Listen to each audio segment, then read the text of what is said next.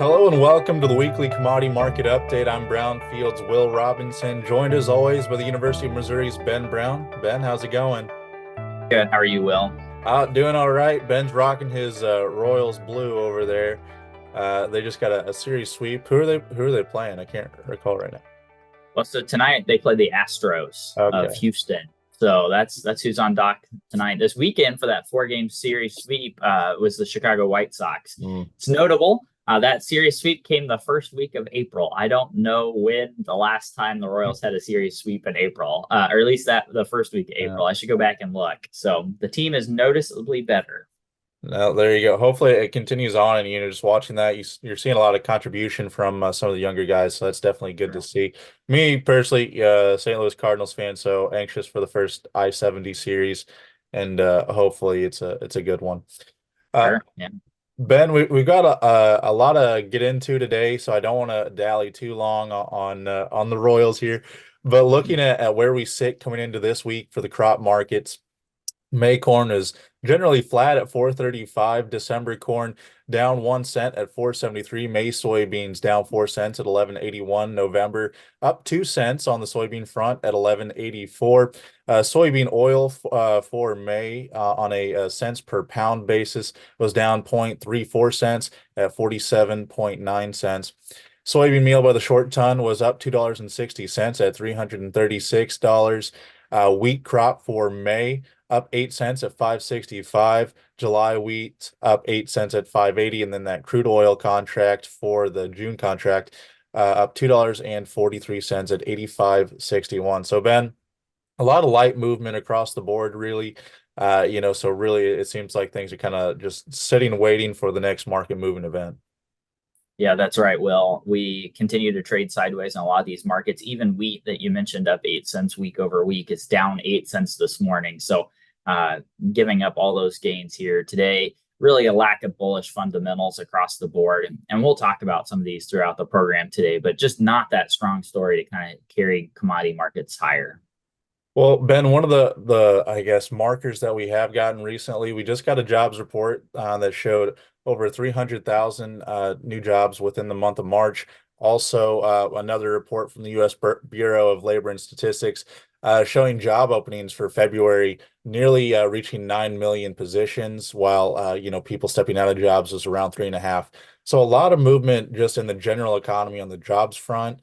Does that bleed over too much into, I guess, impacting the general economy and the general market, impacting over into the commodity market as well? I think both of those reports just continue to suggest that the U.S. labor market is very tight. We continue to see growth in number of people returning back to the workforce. You mentioned that jobs report. Yes, 303,000 new jobs in the U.S. That was up from expectations of 200,000. So a very, very strong jobs report. The unemployment rate ticked down to 3.8%. That was the 26th month in a row that unemployment was below 4%. That's the longest stretch in US history, all the way back to the 1960s. So the market remains tight. We have not seen this carry over into the strong hourly wage inflation. That's kind of continuously been slowing because we're kind of expanding that worker pool, whether it's people returning back to the workforce that have been on the sidelines, or immigration has been a big part of this as well to help grow the labor pool without causing this high hourly wage inflation. Yeah, and it's one of those things where again it's more of a general market pressure indicating maybe where we sit, in the US economically when you're thinking about the push and pull that goes on there. So it takes a couple of steps, I'd imagine, then to have a hard influence on commodity prices. But looking, I guess, on an area that might be more indicative of just stocks and kind of that supply and demand picture, looking at US crude oil stocks, they're moving or increasing to 135 million gallons. And that's after already being up to 133 million. So we continually see a buildup there. How does that impact the energy sector when we look at how maybe corn use for ethanol and other things might be impacted by that? Yeah, so we saw crude oil prices break above $90 a barrel last week. That was on some growing Middle East tensions, some conflict in the region. However, that has eased to start this week. So we've seen a little bit of a peace kind of period breakout that has helped provide a little bit of relief to that crude oil market. But nonetheless, we've continued to see crude oil and that West Texas Intermediate oil continue to move higher. It is interesting that even though oil prices moved higher, we've seen the U.S. increase their strategic reserve of oil. That is partially because the U.S. is producing oil at very large levels. Our weekly oil production continues to set new records, or at least on a month-to-month basis, we continue to produce more oil. And that's helping us build our domestic stocks. But globally, very tight oil markets. This conflict in the Middle East continues to constrain the global oil supply. And then OPEC Plus continues to stand by their policy that they're going to have production cuts later this year. So that's putting the upward pressure on oil prices.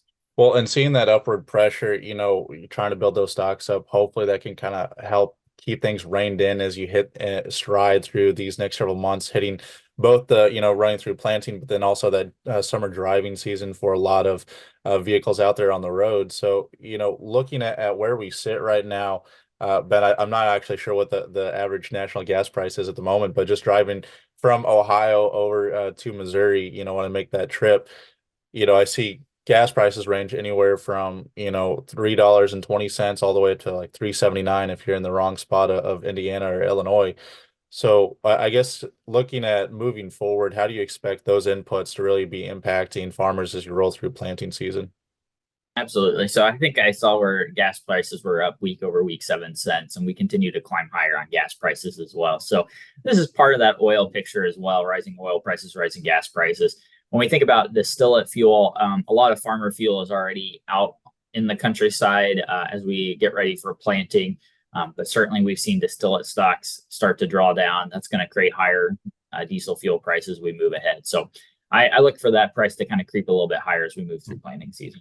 Well, and Ben, it's one of those things where I'm just thankful that I'm not spending on diesel. I don't have have a diesel engine that I got to keep running. So that's I guess one thing that I'm thankful for. But looking ahead, upcoming this week, we have another report coming out from USDA looking at supply and demand on a global picture. Ben, what are your early expectations, or say just pre-report expectations for the April WASDE report from USDA?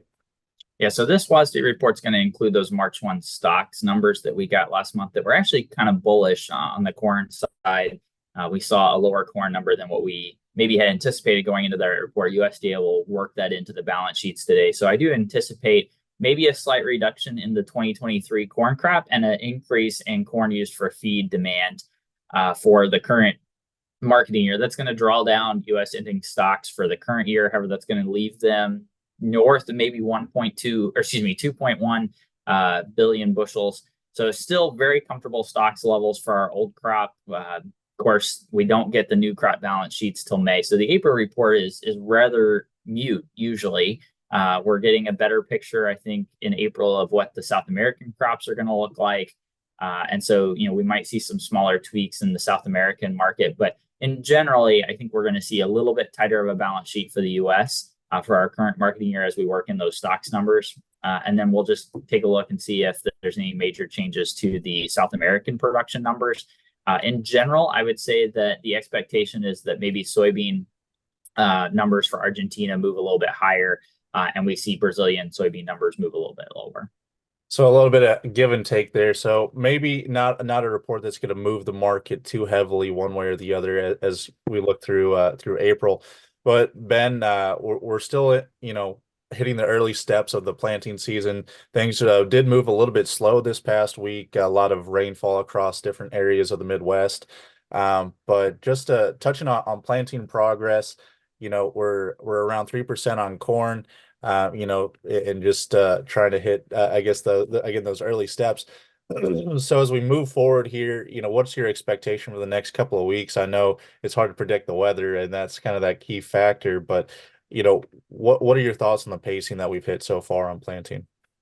I'm not worried about it. It's been very wet to the east in the eastern corn belt. It's going to be a couple more weeks, I think, before they really start getting going out there. In the western corn belt, it's still been dry. I think of Iowa and southern Minnesota, it's been very dry. Even in western Missouri, where we have seen some planting activity, it's rather slow. I mean, like normal. I mean, I wouldn't even say slow. We're just seeing normal planting pace. The crop insurance initial planting date for a big part of the country starts on the 10th tomorrow. So I look next week. I think later towards the end of this week, we do see some dry areas and maybe a window to start getting some planted. So from now on, I expect that planting progress to really kind of start to increase pretty quickly. So it sounds crazy. Well, I'll just say that we seem like, as a general ag community, I think we have this mentality that we're behind, and we're not, right? Like, it's the beginning of April. The initial planting date's not till tomorrow. So we've got time to get this crop in. And I think we're going to have those pockets. So I'm not worried about the planting Yeah. race. And it's honestly, it seems like really farmers across the Midwest, you only need like a good 3 day window, and then it seems like everything pretty much gets down, or big chunks of it get down at the very least. So once things open up, it doesn't take long for U.S. farmers to get rolling.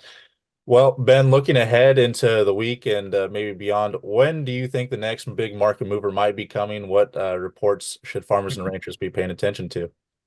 Well, probably the biggest one that's out there on the horizon coming out would be the May WASDE report, when we get that first balance sheet expectations for the year. That's going to kind of set the tone for demand for the year ahead. Really, weather is, I think, going to be the driving force as we move through the growing season. That's really going to kind of shock the markets. Absent of that, there's really not a story to kind of move these markets higher.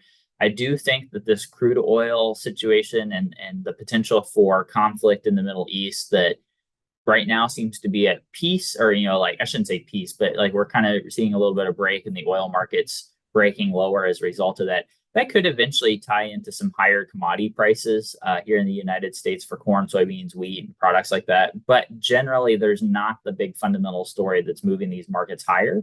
We do get some key economic reports here this coming week. So on Wednesday, the Consumer Price Index comes out, and that's followed up Thursday with the Producer Price Index. Both of those reports will be closely watched by Federal Reserve members to see if there's any type of justification to Maine on their path to cut interest rates this year. As a reminder, both of those reports came in hotter than expected in February and January. And so here, as we think about the March numbers, I am concerned that we continue this trend of maybe increasing inflation again. That has a potential, if we start to see inflation return back into the markets or into the US, that has the potential to maybe be a little bit of a supporting factor for U.S. commodities. But there's just not that story right now to drastically move markets higher. All right, Ben. Well, it's a pleasure to have your knowledge and information on the program as always. Viewers and listeners, if you'd like to learn more about us and what we do, or our sister program, the weekly livestock market update, you can check us out at brownfieldagnews.com. Ben, thanks again, and go Cardinals, maybe. All right. Or whatever you want to say. All right, sounds good. See you, everybody.